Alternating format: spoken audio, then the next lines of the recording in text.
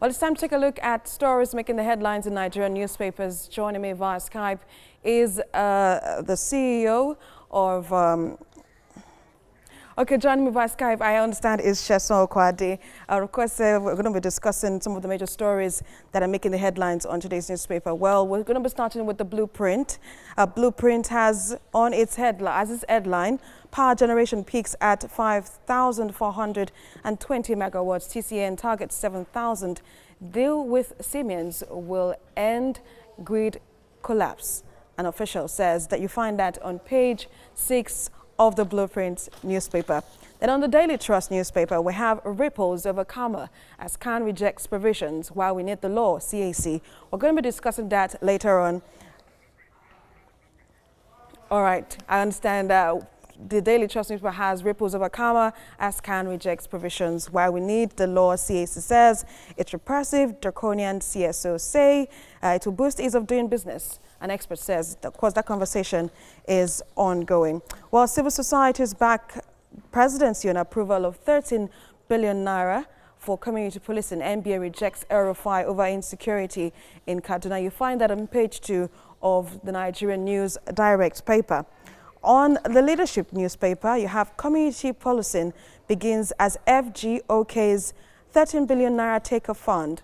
As rider, you have SGF, NGF chair, finance minister, IGP to coordinate utilization of funds.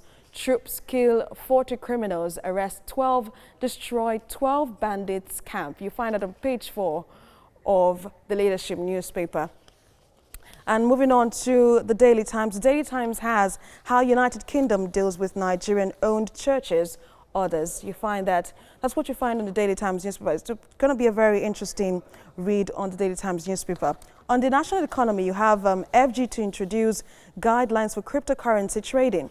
You have that on the Daily Trust, on the national economy newspaper. Okay, but what we're going to be discussing this morning is power generation from the Blueprint. Power generation peaks at 5,420 megawatts. TCN targets 7,000. Very interesting topic. Let's bring in a chartered accountant, Sheson Okwade, to discuss this very interesting topic. Sheson, it's good to have you join us on TVC Breakfast. Good morning, Sarah, and thank God it's Friday. Well, at TGIF, thank God it's Friday. But let's get into this discussion. How do you react to this? The power generation peaks at 5,420 megawatts. TCN says the target 720, and you have various responses from different agencies. First of all, let me get your perspective on this headline. Do you think we're making progress?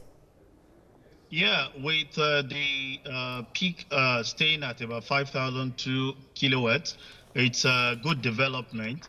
We all know that the bottleneck we've always been facing has always been with the TCN.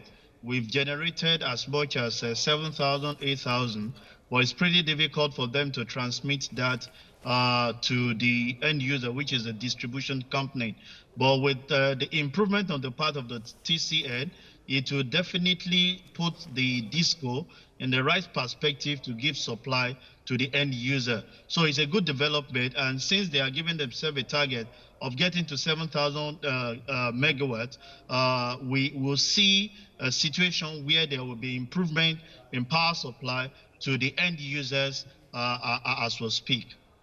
Well, Sheson, you know, a lot of persons will bring up conversation as to how this will work. It's not the first time we've seen the government take decisive steps or policies, upcoming policies, to see how they're able to rejig the power sector. But are you that confident that this will actually work, given the precedents of what we had in time past? Yeah, with the introduction of Siemens, who we have seen as one of the big guys in the power sector, bridging the gap. Part of what they are doing is to make sure that the infrastructure that transmit from the generation to the distribution company are actually being taken care of. And aside that, they are working with the distribution company to make sure that some of the dilapidated infrastructures, the old transformers, are actually rejigged at their substations. These are some of the constraints that we are faced with. And considering the fact that the NEC is putting pressure on the DISCO to make sure that every of their customers are metered, we are in for a better improvement on the path of our power supply. So it's a right step in the right direction.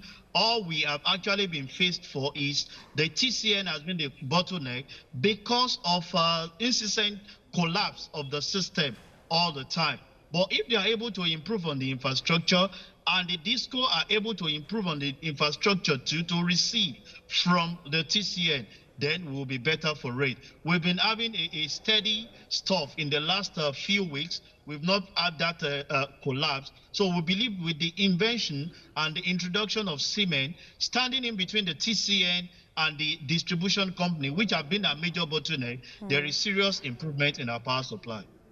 But if you look at the activities, let's take a look at the activities of DISCOs now and the TCN. Some persons, of course, would say that a lot of Nigerians has probably lost confidence in especially the DISCOs since they're not getting value for their money. If you look at some places in Lagos or Ogun State and some other parts of the country, they're yet to even be connected to the national grid.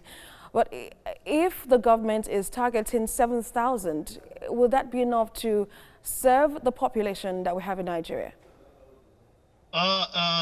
Sarah, let me put it, it's a two-way thing. The consumers and the provider of the supply, both of us are at fault.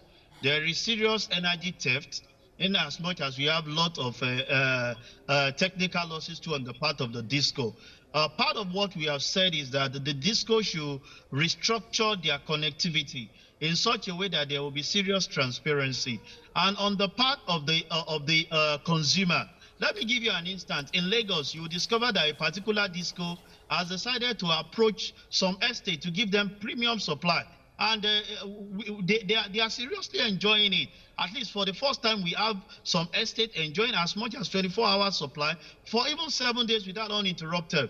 But this comes at a very premium rate. And we have been saying it. You see, when the new investors came on board, NEC promised that there is going to be an increase every six months through the MITO process. But since 2015, they've not been able to implement this, and it has put a lot of constraint on the part of the DISCO to recoup some of the investment and improve on it. But, you know, with this that we are having, that they are liberalizing that area in such a way that people can pay. See, electricity is expensive to really get. But because government has been subsidizing it, has been giving us challenges. But let me tell you that most of the people that are on premium now will tell you that they are actually paying more, but they are enjoying more for this. Until we get to that level where we can improve the net pay and also get all the customers metered for accurate billing, then we'll enjoy the benefit of electricity. Of course, metering is still one major problem, especially when you come here, you know, to Lagos. A lot of persons, you know, have been asking for prepaid meters. They're yet to get the prepaid meters. And so sometimes it's difficult for them to actually pay for what they cannot account for. How do you see the DISCOs now going ahead to see that Nigerians are metered, have the prepaid meters, of course, hoping that this will actually help that sector? Yeah, the process is on. You know, last year, the NEC, the regulatory body, introduced the meter asset provider scheme, and we've seen people. You know, the problem we faced before now is that they said the provision of meter should be free. But in recent time, we've seen through MAP people paying for meter, and they are getting their meter installed. Although some people still didn't believe that they need to pay for the meter. But sincerely speaking, in the last 1 year, there has been a serious pressure on the DISCO, and there are serious installation going on across all the DISCO, and people are getting their prepaid. It's just a matter of people paying. But you know, because of the advent of COVID, we've had challenges in bringing some of these things in, because some of them are stocked at the port, and also because of the increase in the tariff. But I know as we are easing the process of this pandemic, more meters will come in and people can get their meter installed and enjoy supply as they use it. Chartered accountant Fem Sheson Okwade, thank you so much for your thoughts on this. It's good to see you on TVC Breakfast, and enjoy your weekend. Thank you very much for having me, Sarah.